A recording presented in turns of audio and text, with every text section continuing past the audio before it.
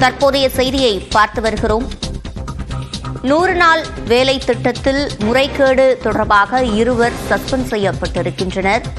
மதுரையில் 100 நாள் வேலை திட்டத்தில் முறைகேடு தொடர்பாக 2 அலுவலர்கள் சஸ்பெண்ட் செய்யப்பட்டிருக்கிறார்கள். கூடுதல் விவரங்களை செய்தியாளர் வெற்றியிடம் கேட்கலாம். வெற்றி, முழுமையான விவரங்கள்.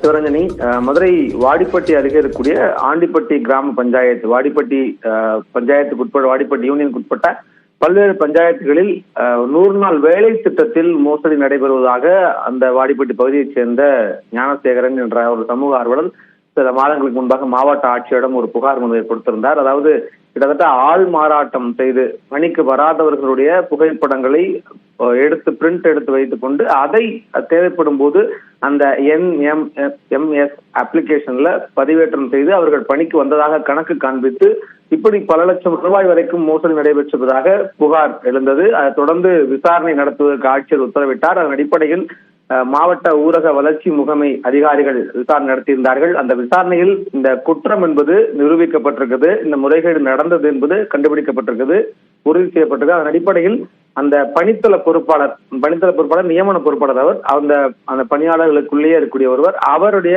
கார்த்திகை செல்வி என்ற பொறுப்பாளர் பணி நீக்கம் செய்யப்பட்டிருக்கிறார். மேலும் இந்த முறைகேட்டை கவனிக்க தவறியதாக மண்டல துணை வட்டார வளர்ச்சி அலுவலர் கனிச்செல்வி பணியிடை நீக்கம் செய்யப்பட்டிருக்கிறார். அதே போல பஞ்சாயத்து செயலாளர் செல்வம் இவர் உள்ளிட்ட 2 பேர் பணியிடை நீக்கம் செய்யப்பட்டிருக்காங்க.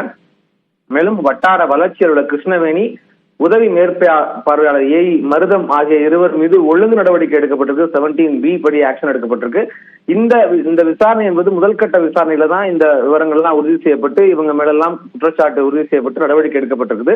மேற்கொண்டு அடுத்த கட்ட விசாரணை நடத்தப்பட்டு வருகிறது. அதுலதான் எவ்வளவு தொகை மோசடி செய்யப்பட்டிருக்குது அப்படிங்கிற விவரம் தெரிய வரும். அதன் அடிப்படையில இன்னும் மேலதிகமாக அதிகாரிகள் மீது, சம்பந்தப்பட்ட அதிகாரிகள் மீது துறை ரீதியாக நடவடிக்கை எடுக்கப்படும் என்ற தகவலையும் தெரிவித்திருக்கிறார்கள்.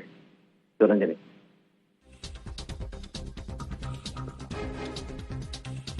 விவரங்களை வழங்கியமைக்கு நன்றி.